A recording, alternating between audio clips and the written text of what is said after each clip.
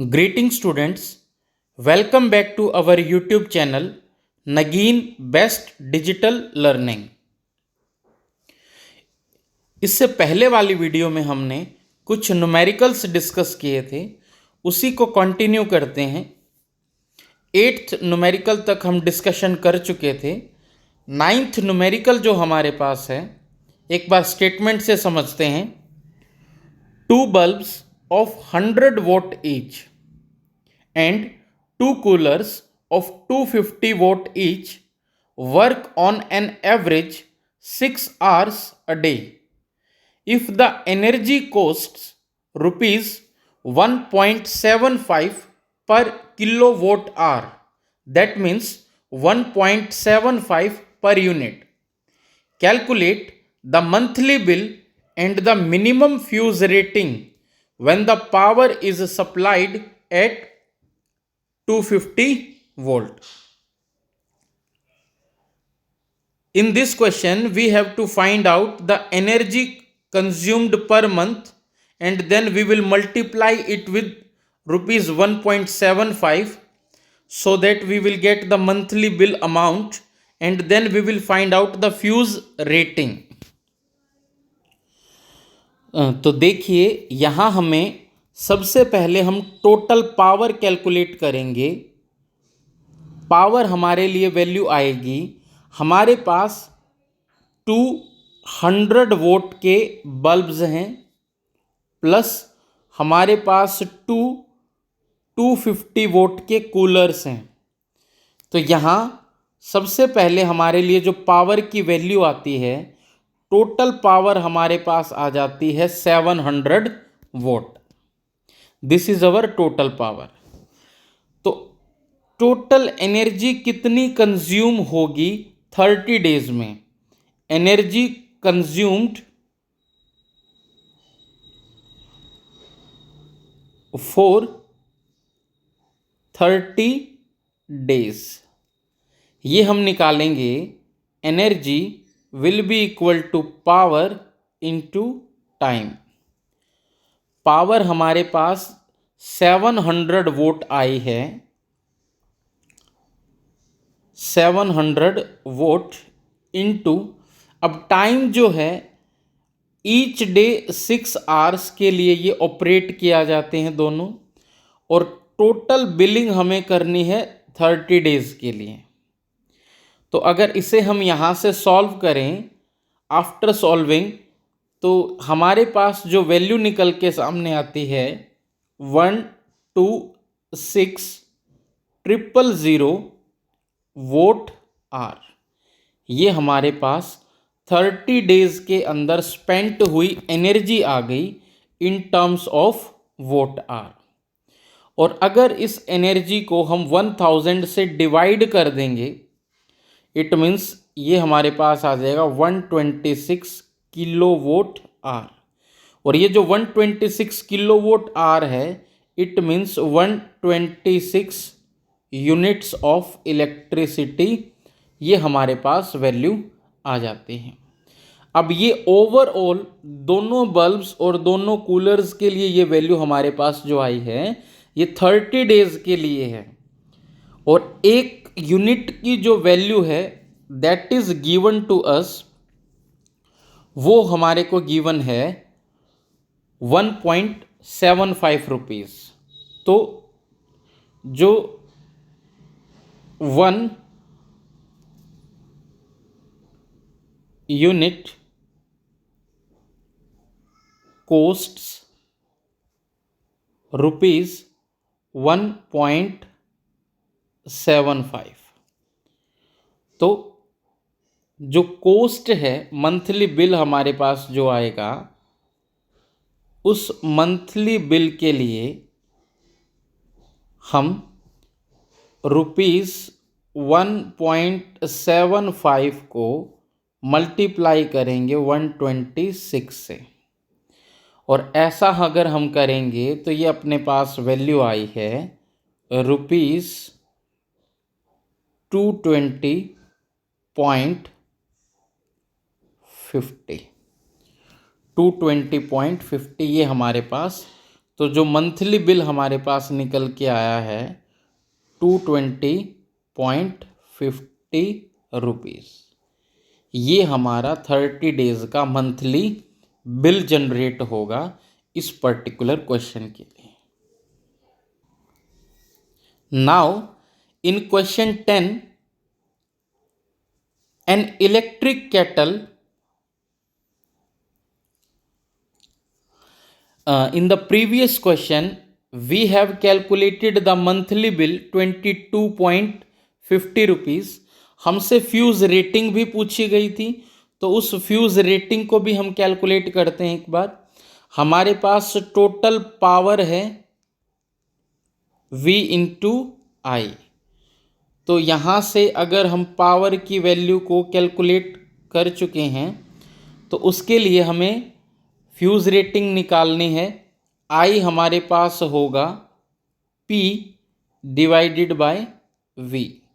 Total power हमारे पास 700 vote है और पोटेंशियल डिफरेंस हमारे पास 250 वोल्ट था। तो जैसे इसे हम सॉल्व करेंगे it will B 2.8 ampere. 2.8 ampere will be the fuse rating for that particular question when two bulbs of 100 watt and when two coolers of 250 watt each are working together 6 hours a day. Maximum current that is permissible through the circuit without damaging is 2.8 ampere. Now question number 10, an electric kettle is rated at 230 volt. एक electric kettle की हमें rating given है 230 volt and 1000 vote. What is the resistance of this it's element. अब इस electric kettle के अंदर जो एक एलिमेंट लगा है, जिस एलिमेंट की वजह से ये इलेक्ट्रिक केटल वाटर को या अदर सब्सटेंसेस को हीट अप करती है, उसका रेजिस्टेंस हमें कैलकुलेट करना है। What maximum current can pass through it's element. और साथ ही हमें सेकंड पार्ट में ये कैलकुलेट करना है कितना मैक्सिमम करंट इस पर्टिकुलर केटल के अंदर से पास या इस रेजिस्टिव एलिमेंट के अंदर से पास कर सकता है। तो देखिए यहाँ पर हमें इस पर्टिकुलर क्वेश्चन में हमें वोल्टेज गिवन है, मीन्स पोटेंशियल गिवन है, दैट इज 230 वोल्ट। साथ ही हमें पावर गिवन है, दैट इज 1000 वोट। हमें निकालना है यहाँ पे रेजिस्टेंस। तो R is equals to V square divided by P। तो वी स्क्वायर यानी 230 इंटू 230 डिवाइड बाय में 1000। तो इसे जब हम सॉल्व करते हैं तो ये हमारे पास वैल्यू आती है 52.90 ओम। इस इलेक्ट्रिक केटल के फिलामेंट का रेजिस्टेंस आ जाता है 52.9 ओम। इसके बाद हमसे पूछा गया था कि कितना मैक्सिमम करंट इस केटल के अंदर से पास करेगा।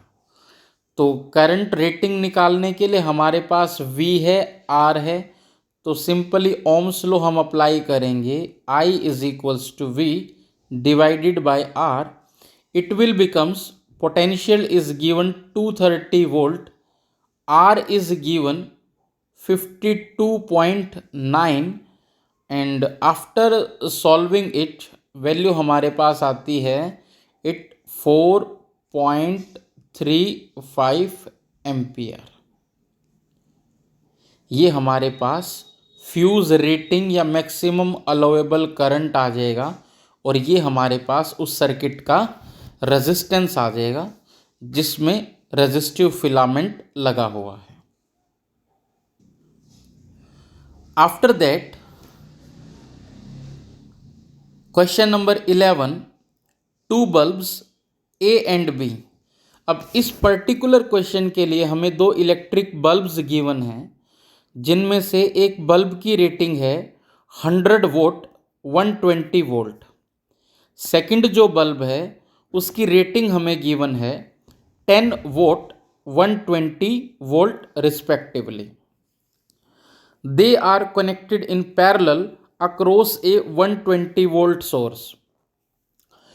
सबसे इम्पोर्टेंट पॉइंट यहाँ आता है कि हम किसी भी बल्ब को या किसी भी इलेक्ट्रिकल डिवाइस को सीरीज या पैरेलल में जब भी कनेक्ट कर रहे होते हैं, it means we are not connecting that device, we are connecting the resistance of that device either in series और इन पैरेलल। तो यहाँ सबसे पहले हमें दोनों बल्ब्स के लिए उन दो रेजिस्टेंस कैलकुलेट करेंगे, देन दोनों का पैरेलल हम वहाँ से कैलकुलेट करेंगे। फिर हमें find the current in each bulb, दोनों बल्ब के अंदर से करंट निकालना है और साथ ही हमें ये बताना है कि दोनों बल्ब में से कौन सा बल्ब ज़्यादा एनर्जी कंज्यूम करेगा। देखिए, जो बल्ब हमारे पास बल्ब ए गिवन है, बल्ब ए के लिए अगर हम बात करें तो resistance R1 will be equal to V square divided by P। Potential difference हमें गिवन है 120 वोल्ट और पावर रेटिंग हमें गिवन है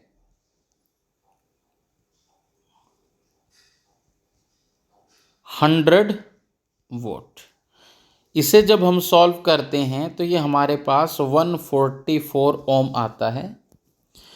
ऐसे ही जब हम बल्ब 2 के लिए रेजिस्टेंस निकालते हैं, बल्ब बी, तो वहाँ पे हमारे पास जो R2 की वैल्यू आती है V square divided by P, same 120 volt square divided bye 10 volt. तो ये हमारे पास आता है 1440 ओम। दोनों बल्ब के लिए अपने पास रेजिस्टेंस की वैल्यू आ जाती है। अब इन रेजिस्टेंस को हमने पैरेलल में कनेक्ट करना है या फिर डायरेक्ट हम इन दोनों को हमें ऑपरेट करवाना है और ऑपरेट करवाने के बाद 120 वोल्ट हमें पोटेंशियल गिवन है, हमारे पास R है, हमारे पास I है। I हम दोनों के लिए अलग अलग कैलकुलेट कर सकते हैं। तो देखिए, फर्स्ट बल्ब के लिए मैं इनके सामने ही यहाँ सॉल्यूशन कर रहा हूँ। अगर फर्स्ट बल्ब के लिए मैं लिखूँ तो I1 हमारे पास जो वैल्यू आएगी that is V divide by R1। ये हमारे पास पोटेंशियल कितने पर ऑपरेट करवाना है 120 वोल्ट, रेजिस्टेंस है हमारे पास 144 ओम। तो जब इसे हम सॉल्व करेंगे तो हमारे पास ये वैल्यू निकल के आती है 0.83 एम्पियर। ये हमारे पास फर्स्ट बल्ब के लिए करंट रेटिंग आ जाती हैं कि कितना करंट वो कंज्यूम करने वाला है। ऐसे ही सेकंड बल्ब के लिए अगर मैं I2 की बात करूं तो V divided by R2 that will be equal to, potential will remain same, दोनों को 120 वोल्ट पर ऑपरेट करवाना है और 1440 0 will be cancel out from this. तो यहाँ इस केस में वैल्यू आती है 0.083 एम्पियर। ये हमारे पास दोनों बल्ब के लिए करंट रेटिंग आ जाती है। दोनों बल्ब के लिए हमने रेजिस्टेंस निकाला, रेजिस्टेंस निकालने के बाद हमने करंट की वैल्यू दोनों के लिए कैलकुलेट कर ली। अब उसके बाद हमसे ये पूछा गया था कि दोनों बल्ब में से कौन सा बल्ब ज़्यादा एनर्जी कंज्यूम करेगा। तो क्लियरली करंट रेटिंग आप जब हम चेक करेंगे तो दोनों के लिए करंट कंजप्शन आप चेक कीजिए। One is 0.83 ampere that is for 100 volt and one is 0.083 ampere that is for 10 volt. तो जो बल्ब ए है, bulb A consumes more energy, more energy than bulb B, क्योंकि करंट कंजप्शन है वो बहुत ज़्यादा है ए का बी की कंपैरिजन में, तो बल्ब ए बी की कंपैरिजन में ज़्यादा एनर्जी कंज्यूम करेगा। Question number 12, draw a circuit diagram of an electric circuit containing a cell, a key, an ammeter, a resistance of 4 ohm in series with a combination of two resistances 8 ohm in parallel and a voltmeter across parallel combination. Each of them dissipates maximum energy and can withstand a maximum power of 16 watt without melting. Find the maximum current that can flow through the three resistors. इस question के अंदर basically दो part हमें given है। First part के अंदर हमें एक स्टेटमेंट प्रोवाइड की गई है, जिस स्टेटमेंट के बेसिस पर हमें एक सर्किट डायग्राम बनाना है, जिसमें 8 ओम के दो रेजिस्टेंस लगे हुए हैं पैरेलल में, उनके साथ एक वोल्टमीटर कनेक्ट है, और इन सब के सीरीज में एक 4 ओम का रेजिस्टेंस है, एमीटर है, की है, बैटरी और कनेक्टिंग वायर है। लेटर ऑन हमें ये बताना है each of them dissipates maximum energy, सभी के अंदर से मैक्सिमम एनर्जी डिसिपेट होती है, और सभी बिना मेल्ट हुए जिस मैक्सिमम एनर्जी के साथ विदस्टैंड कर सकते हैं इलेक्ट्रिक सर्किट में, वो एनर्जी 16 वोट है। तो मैक्सिमम करंट जो इन तीनों रेजिस्टेंसेस के अंदर से फ्लो कर सकता है वो हमें फाइंड आउट करना है इस पर्टिकुलर क्वेश्चन में। सबसे पहले हम इलेक्ट्रिक सर्किट बनाते हैं। हमारे पास एक की गिवन है, जो हमने एक की बना ली, एक बैटरी बनाई सबसे पहले। इस बैटरी को हमने एक की से कनेक्ट कर दिया, ठीक है। इसके बाद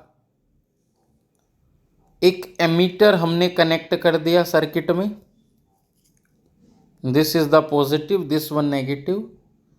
यहाँ हमने एक 4 ओम का रेजिस्टेंस बनाया, और ये जो 4 ओम का रेजिस्टेंस है ये कनेक्ट है एक 8 ओम के पैरेलल कॉम्बिनेशन से, और यहाँ फर्दर कनेक्ट है एक वोल्टमीटर। यहाँ पर ये पॉजिटिव टर्मिनल, ये नेगेटिव, यहाँ से करंट हमारा फ्लो कर रहा है सर्किट में, यहाँ से लीव कर रहा है। ये की हो गई, ये एक पोटेंशियल दिखा दिया हमने। ये 8 ओम है, ये भी हमारे पास 8 ओम है, और ये जो रेजिस्टेंस यहाँ हमने अप्लाई किया है दैट इज़ 4 ओम, ये पोटेंशियल है। वोल्टमीटर एमीटर के नेगेटिव से कनेक्ट है और बैटरी के पॉजिटिव से, और वोल्टमीटर का दूसरा एंड इस तरह से कनेक्ट है, और कनेक्टिंग वायर्स हमने लगा दी। तो जो रिक्वायर्ड डायग्राम है इस पर्टिकुलर केस के लिए वो मैंने आपके सामने ड्रॉ किया है। इसके बाद सेकंड पार्ट हमसे पूछा गया था कि maximum current through all the resistances, और सभी 16 वोट पावर के साथ विदस्टैंड कर सकते हैं। तो देखो उस पर्टिकुलर केस के लिए हमें क्या करना होगा, जो 4 ओम का रेजिस्टेंस हमें गिवन है, आई मैक्स निकालेंगे हम 4 ओम के अक्रॉस, आई मैक्स 4 ओम। तो P is equals to I square R हमारे पास फॉर्मूला हमें पता है, P is equals to I square R. तो यहाँ से I की वैल्यू अगर बात की जाए, I will be equal to under root P divided by R। तो 4 ओम के रेजिस्टेंस के अंदर से भी मैक्सिमम पावर 16 वोल्ट है और रेजिस्टेंस हमारे पास 4 ओम है। तो इसको कट करेंगे, 4 4 जा 16 और 4 का अंडर रूट हमारे पास 2 एम्पियर। वो करंट रेटिंग आ गई मैक्सिमम कि जो 16 वोल्ट की पावर के अकॉर्डिंग 4 ओम का जो रेजिस्टेंस लगा हुआ है उससे बिना मेल्ट हुए 2 एम्पियर का करंट बहुत आसानी से फ्लो कर सकता है। अब यही करंट सर्किट के अंदर जो अगर हम बात करें तो देखो, ये जो 4 ओम का रेजिस्टेंस था, यही करंट आगे 8 ओम के कॉम्बिनेशन में जाएगा, यानी कि यहाँ तक 2 एम्पियर का करंट आ रहा था। अब यही 2 एम्पियर का करंट इतनी ही पावर रेटिंग के साथ जब यहाँ और यहाँ जाएगा, जब पैरेलल में इक्वल नंबर ऑफ रेजिस्टेंसेस हों तो करंट इक्वली डिवाइड करता है।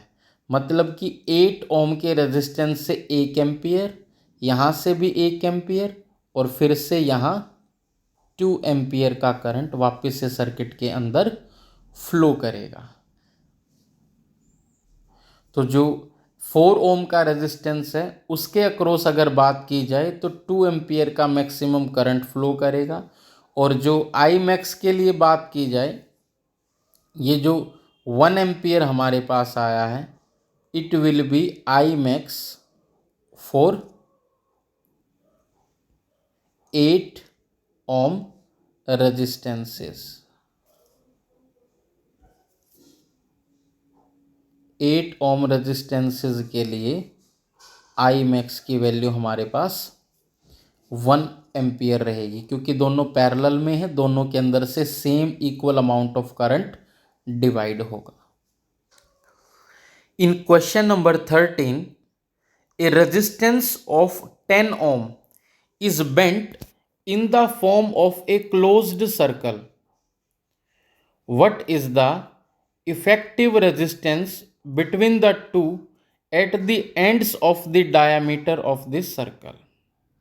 एक रेजिस्टेंस है जिसकी वैल्यू हमें 10 ओम गिवन है और उसे बेंट किया गया एक सर्कल, क्लोज्ड सर्कल की फॉर्म में। तो इफेक्टिव रेजिस्टेंस क्या होगा between the two ends of any diameter of this circle. तो कोई भी अगर डायामीटर बनाया जाए तो उस पर्टिकुलर केस के लिए इफेक्टिव डायामीटर रेजिस्टेंस हमें कैलकुलेट करना है। देखिए, इस पर्टिकुलर केस के अंदर जो हमारे पास, अगर हम एक सिंपल वायर को ऐसे सर्कुलर फॉर्म में बेंट करेंगे तो इसे हम कंसीडर कर सकते हैं कि सपोज़ इस अकॉर्डिंगली ऊपर वाला जो पार्ट है और ये पार्ट है, जो यहाँ 10 ओम रेजिस्टेंस था, ये डिवाइड हो जाएगा 5 ओम और यहाँ भी 5 ओम। हम इस सर्किट को रीड्रॉ कर सकते हैं कुछ ऐसे, यहाँ से ऐसे ये सर्कुलर शेप, ये भी हमारे पास 5 ओम है, ये भी 5 ओम है। तो इसका कोई भी एक डायामीटर अगर हम कंसीडर करें तो सपोज़ ये पॉइंट ए है, ये पॉइंट बी, ए और बी पॉइंट के बीच में अगर हम रेजिस्टेंस निकालें तो वही रेजिस्टेंस इक्वली डिवाइड हुआ अपर हाफ और लोअर हाफ में। अब 5 और 5 ओम, ये 5 और ये 5 दोनों पैरेलल में होंगे। तो पैरेलल के लिए हमारे पास फॉर्मूला है RP is equals to R1 R2 divide by R1 plus R2। तो जब आप इस फॉर्मूले से इसे सॉल्व करोगे तो यह आएगा आपके पास 2.5 ओम। तो 2.5 ohm is the required value of resistance.